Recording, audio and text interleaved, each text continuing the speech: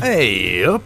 Right, volume 3 of the Mules Day Out. The third and final volume, I'm sad to say. I really enjoyed this one. Right, I'd like to say I'm sorry about the change in format on the Mules Day Out titling. I've just updated my editing platform and they've deleted some of the fonts in the titling that I normally use, so I've had to use a different one. Had a really good restful night's sleep at the Green Dragon Inn. It would appear that I was the only person using the bunk rooms on the evening, so I had the entire complex to myself. And I've got to say, those bunks are extremely comfortable. I'm not entirely sure, but I think they have those memory foam mattresses on them. Either way, I had a great night's sleep. After a really nice cooked breakfast, which is included in the £35 asking price for a bunk room place, I had a walk along to Hardraw Force. Now, you used to be able to pay in the pub to go and see it, and obviously if you were staying at the pub or at the campsite, entry to the waterfall was free, but things have changed slightly and the two now are different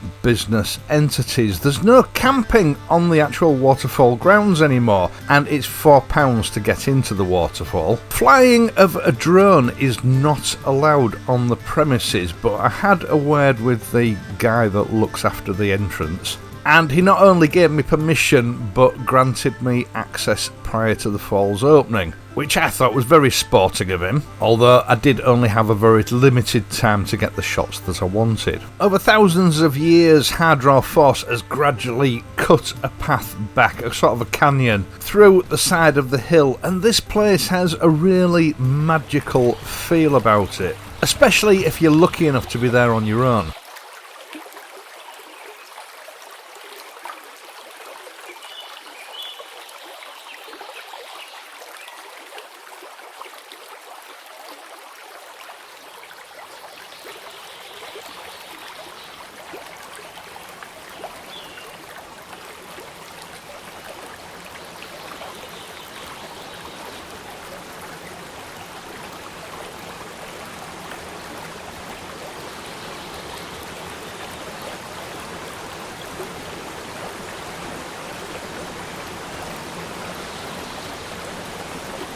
Now obviously I visited in August, sort of back end of summer, so there's not that much water there. In fact, just a trickle compared to how Hardraw Force can be in the winter. I've been here at all times of the year, but I've got to admit it is at its best in the summer when there isn't too much water. Perhaps not as dramatic, but certainly more picturesque. In the winter, this is an extremely destructive watercourse. The footpath leading up to the waterfall is often eaten away and destroyed. So although the £4 asking price for entry might seem steep compared to how it used to be, it is, in my opinion, a very reasonable, necessary evil if this beautiful place is to be kept open to the public. After my chat with the landlord and landlady, I was quite late leaving the Green Dragon, and then I had to take a quick trip down back into Hawes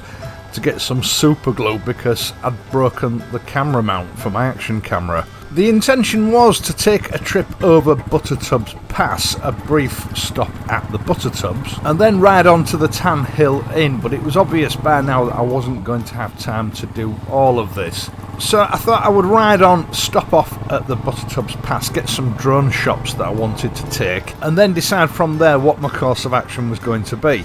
The road up from Hawes to the Buttertubs Pass is a particularly lovely road. Most of the roads in the Yorkshire Dales are in remarkably good condition, especially when you consider the extremes of weather that they encounter during the winter months. And I remember Jeremy Clarksons once stating that the Buttertubs Pass is his favourite English driving road. Being a Yorkshireman, of course, it was a place that he had frequented often as a younger man. I've always considered that the Buttertubs Pass starts when you hit the first cattle grid, but actually it does start a little bit before that. It's a winding band of gorgeous tarmac that takes you uphill and downdale, skirting the moorland hills and affording fantastic views whichever way you look. I will in due course publish the full virtual ride of the Buttertubs Pass, but I do think that I would be shortchanging you if I didn't allow you to see some of that footage in this video, because it is a beautiful ride. So I'm going to stop talking for a few minutes, allow you to listen to the beating heart of the mule as it wafts through some of the most gorgeous countryside in the UK, up to the point where we actually reach the Buttertubs.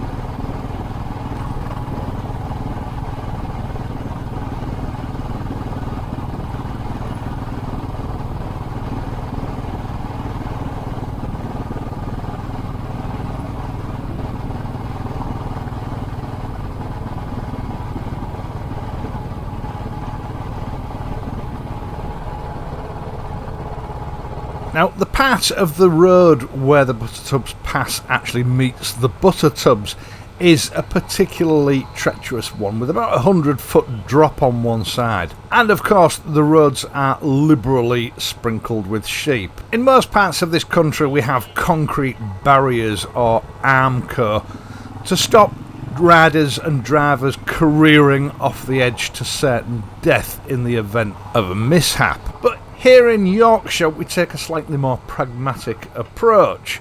The local council just sticks some poles in the ground. They then just have a bit of a collection with local residents for some old washing line and strings it between the pole, or at least that's what it's always looked like to me. And I've never been particularly convinced that these would stop vehicles from going over the edge.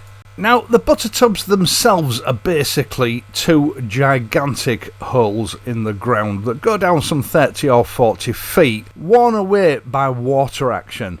A geological curiosity. The name comes, apparently, according to legend, from the fable that in the olden days, farmers taking their dairy produce to market would stop here after climbing the enormous hills in order to give their animals a bit of a rest. And in summer, in order to stop their butter that they were taking to market from spoiling, they would lower it down on a rope into the cool depths of the butter tub. Now, a drone to me is just another form of camera that allows you to get certain viewing angles that you wouldn't be able to get any other way. I don't particularly enjoy flying them. I only had a handful of shots planned at the butter tubs with the drone, but it ended up causing a major delay. The first problem was that the handset for the drone kept warning me that there were low-flying aircraft in the area, so I had to keep landing until the warning had passed. And then a local sparrowhawk that obviously thought my drone was a plump grey pigeon took a bit of a fancy to it, so again I had to land until the sparrowhawk had gone away. And all in all, I ended up spending 2.5 hours here, far more time than I'd intended. So I made my mind up I definitely wasn't going to Tan Hill, and I decided to drop down the valley side and into the village of Reeth.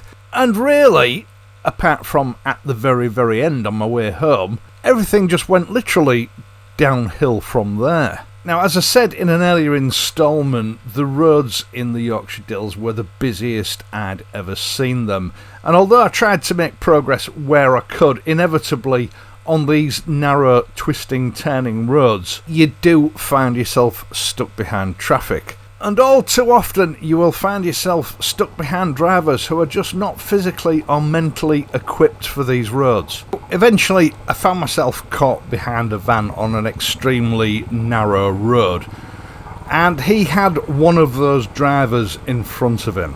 Now, I didn't have a problem with the speed we were travelling at, that was fine by me. It was the unpredictability of this driver that was the problem. Now, on this very narrow road, as we dropped down a very steep hill towards a village, I can't remember the name of the village, we encountered a bit of a Mexican standoff. The road was just wide enough for two normal cars to scrape past each other.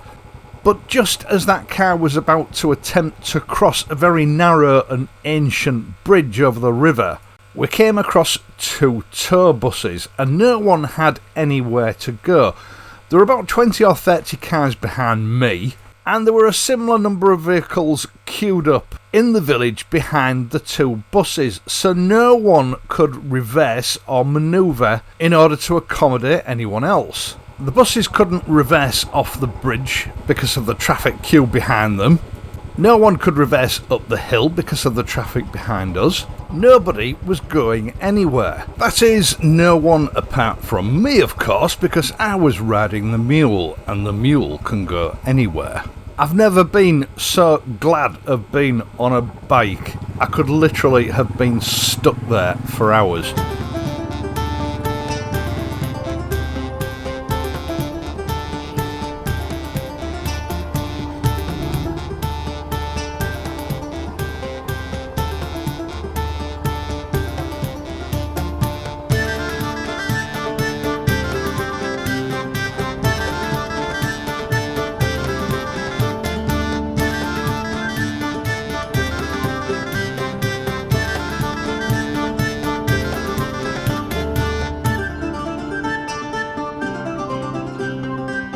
Now, the plan was here in Reeth was to show you the picturesque scenery in this gorgeous village. Before I set off home, the problem was the entire village seemed to have turned into a car park. It seemed that every square inch of the village and the village green had a car parked on it, which for me was a disappointing way to end this little adventure with the mule. Thank you so much for joining us on this little 3-part adventure.